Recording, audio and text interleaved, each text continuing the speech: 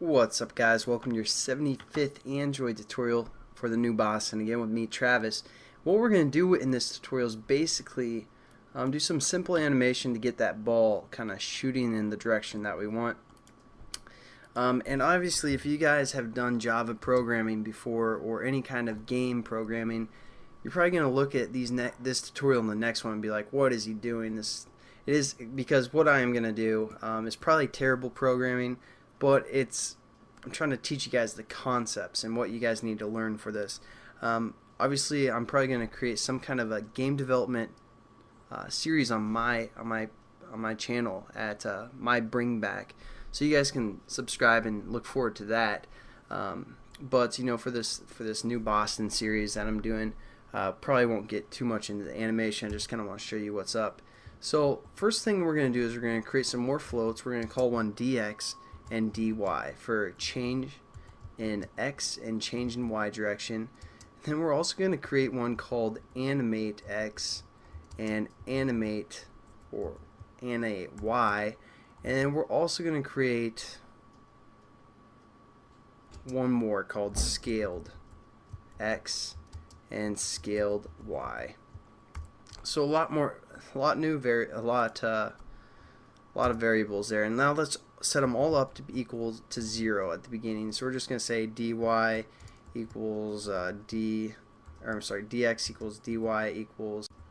So what I did is just clip the video, save some time, but basically I just said dx equals dy equals ana x, ana y, scaled x, scaled y, and they all are equal to 0. It's kind of setting them all equal to 0 to start with, which is good. So now what we're going to do is we're basically going to go into our our up motion event right here and set up our changes, or dx and our dy. So our dx is going to be the change in the x direction. So what we're going to say is our final x minus our starting x, and that'll give us the change in the x direction. And then we're also going to say dy is equal to our final y and our minus our starting y. And let's say our screen's 400 or 800 pixels by 800 pixels.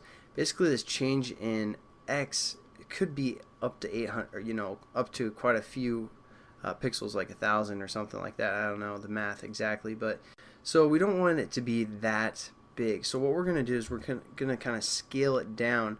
So we're just going to say our scaled x is equal to our dx divided by, like, let's just do 30 and see how that works. Then we're also going to say our scaled y is equal to our dy divided by 30. And there we go. We kind of have our scaled variables set up. Now what we're going to want to do is we're going to go into our actual animation.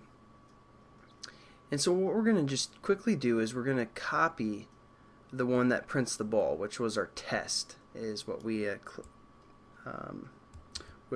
defined there. So we're going to copy that and we're going to paste it when our finals don't equal anything. So we're going to paste that above our x, or actually let's do it below our x, or a plus symbol there.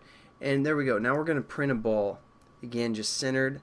Everything is pretty much the same as how we printed it here, but now it's just going to print when it's finalized. And what we're going to say is we're going to say minus now our ana x, which is going to be our scale. Did we set that up yet? No. Okay. Basically, this is going to be our animated x, how much it's going to change each time in each direction. So we'll get to what that actually is set to here in a second, but we're also going to set this equal to ani y. And now we just need to set up these variables. And as you can see right now, this is equal to 0 because that's what we set it up to be on create. So after it runs through here, we're going to change it a little bit after this if statement, and we're going to change that value. And so what we're going to say is we're going to say ani x equals ani x plus our scaled x.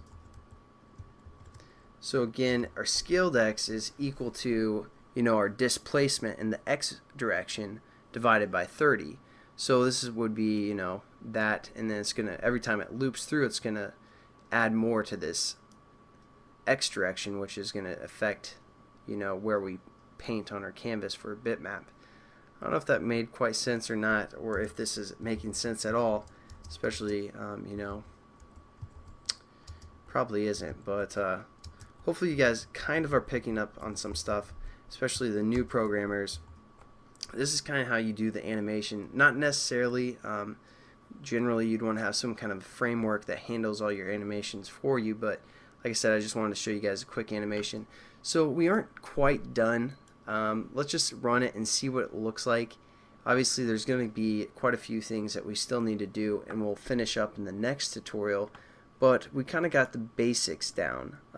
Very basic stuff. So we're going to click, and we're going to like let go here, and there we go. Our ball shoots off in that direction. Obviously we still have this printed ball, so we're going to get rid of that, and let's try again.